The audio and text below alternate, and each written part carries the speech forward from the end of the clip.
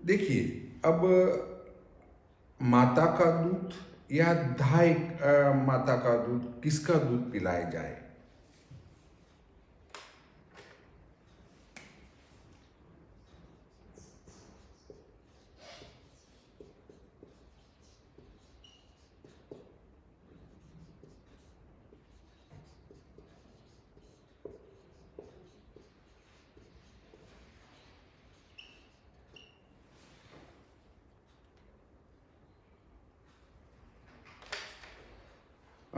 जब बच्चा जन्म लेता है, उसके बाद किसका दूध पिलाया जाए, इस पर विचार किया जाता है। शास्त्रों में या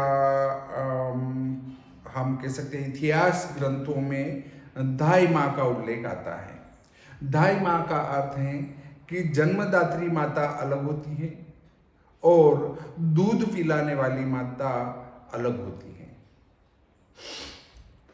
जैसे उदयपुर से संबंध आता है तो हम कहते हैं कि पन्ना धाई थी और उनने मेवाड़ कुल की रक्षा के लिए अपने पुत्र का बलिदान दे दिया था। वो उनकी धाई माँ थी, अर्थात उस बालक को दूध पिलाने वाली माता को धाई माँ कहते हैं और जन्मदात्री माता को माता कहते हैं। माता और धाई माँ दो प्रकार की व्यवस्था है। हाँ, परंतु कोई धाई माँ नहीं रखे और अपनी माता ही हो तो फिर धाई माँ नहीं कहते उनको। तो धाई माँ भी उस समय इस प्रकार की ढूंढी जाती थी कि जो पूर्णतया स्वस्थ हो, हष्टपुष्ट हो और उसको फिर वैसी जड़ियाँ आदि की दवाई बनाकर खिलाई जाती थी ताकि उसका दूध गुणकारी हो। तो देखिए, हम अब चर्चा करते हैं विदेशी शिक्षा तथा वहाँ की सभ्यता के प्रभाव से आज भारतीय स्त्रियों में जन्म के तुरंत बाद पुत्र को किसी दाई दूध पिलाने वाली को सौंप देने या उसे ऊपरी दूध, जिसके लिए कि अधिकतर विलायती डब्बों का दूध पसंद किया जाता है, पर पालने का बुरा फैशन दिनानुदिन बढ़ रहा है। कुछ मन चले पाश्चात्य डॉक्टरों ने इस प्रकार के विचार व्यक्त किए थे कि स्त्रियों के स्वास्थ्य नाश का कारण उनका बच्चों को दूध पिलाना है, इससे उनके शरीर में निर्बलता आती है और वे जल्दी वृद्धा हो जाती हैं, आदि आदि। इन शब्दों का विदेशी दीक्षितों जनों पर जादू का सा असर हुआ। आज शिक्षित नर नारी अपनी अबाध विलास प्रवृत्ति को पूरा करने के लिए इसी नुस्खे का प्रयोग कर रहे हैं। जनसाधारण की कौन कहे, आर्य समाज प्रवर्तक दयानंद सर के कथित समाजोद्धारक भी इस विषय में भग गए हैं और केवल 6 दिन तक ही मात्र दुग्धपान की व्यवस्था का समर्थन करके विलायती डॉक्टरों की आवाज को और भी बुलंद कर दिया है। यह नितांत शोक की बात है। वास्तव में अत्यावश्यक स्थिति में के बिना बच्चे को धाई से दूध पिलवाना बहुत हानिकारक है। इसलिए इस संस्कार में विशेष रूप से दोनों स्तनों को अच्छी तरह धोकर अमुक अमुक मंत्र बोलते हुए बालक के मुख में देने का विधान है। यह मंत्रोच्चारण अदृष्ट साधक होने के साथ साथ माता को इस बात का उपदेश करता है कि वह बालक को अपने उस स्तन का ही पान करावे जो कि मधु अर्थात प्रेम भावना का स्रोत है तथा जो बालक के लिए पुष्टि तथा बलदायक है। माता का दूध उसके वात्सल्य प्रेम से मिश्रित होता है। वह बालक के उस वंश के उत्तम और शुभ विचारों को उत्पन्न करता है। ब्राह्मण वंशोद्भव स्त्री के दूध से जो बुद्धि और ज्ञान बालक में उत्पन्न होता है, क्षत्राणी के दूध से उसकी रगों में जो शूरवीरता भर जाती है, वह धाय के या डब्बों के दूध से नहीं। इतिहास साक्षी है कि किस प्रकार वीर क्षत्राणी की कोख से उत्पन्न हुए महाराज जसवंत सिंह के हृदय में एन वक्त पर कायरता की अप्रत्याशित भावनाओं ने काबू पा लिया और वे प्राणों का मोह लेकर युद्ध भूमि से भाग आए थे। कायरता के इस क्षणिक उफान के मूल में बचपन में रोते हुए 3 वर्ष के अबोध जसवंत को चुप कराने के लिए दासी द्वारा पिलाया हुआ दूध ही तो था जो उनके जीवन के लिए अपरिमार्जनीय कलंक का कारण बना। इस बातों से देख कर ही अकबर इलाहाबादी ने कहा था कि तिफल में बू आए क्या माँ बाप के इतबार की, दूध तो डिब्बों का है, तालीम सब सरकार की। तात्पर्य है कि संस्कार के मूल उद्देश्यों में मातृ दुग्धपान एक प्रमुख वस्तु है, और यदि हम बालक को अपने कुल की विशुद्धता, महानता, उदात्तता और अन्य किसी विशेषता का सच्चा उत्तराधिकारी बनाना चाहते हैं तो हमें उसे माता का ही दूध पिलाना चाहिए। देखिए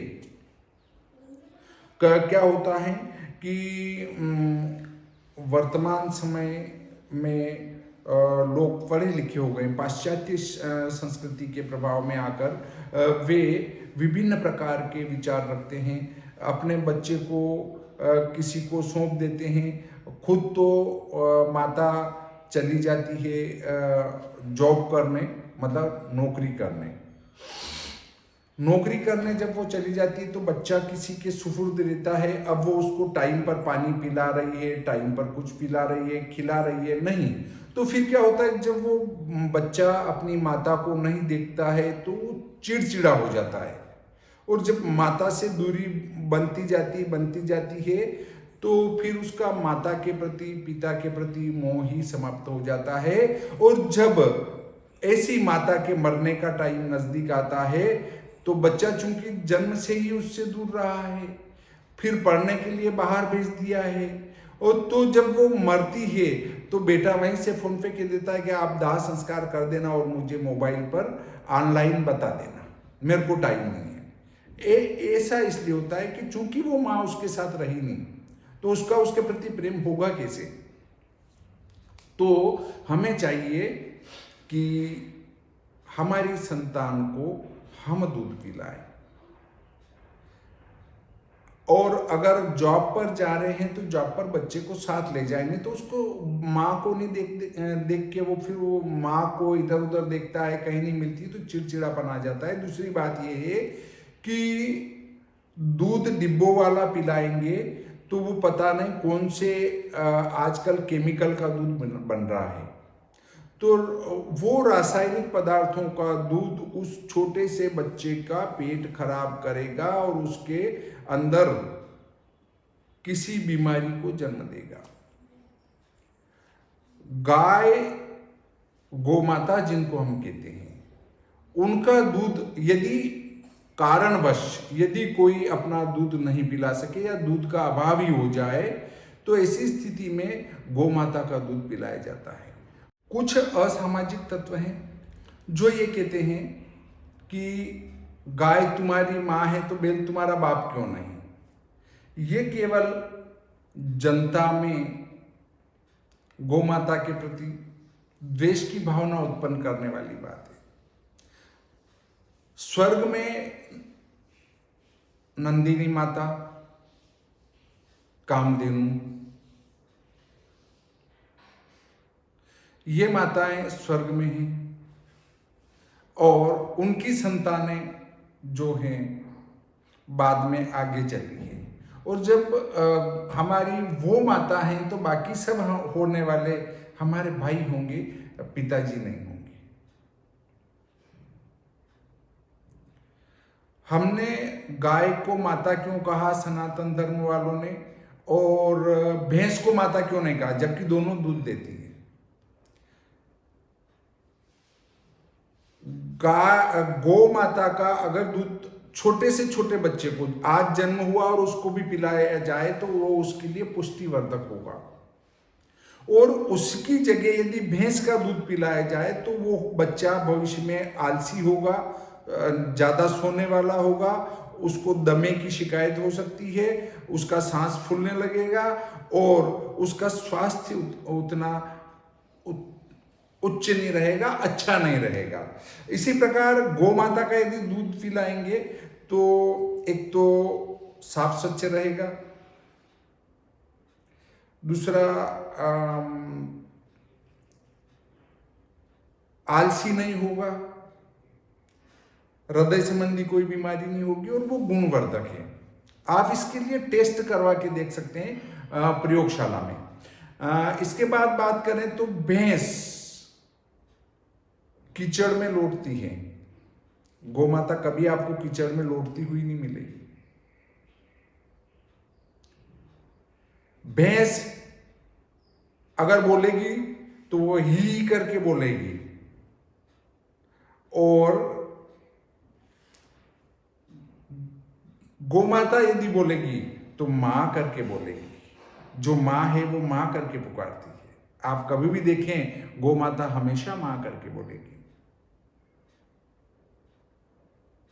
इतनी कई विशेषताओं के कारण गो को माता कहा गया है।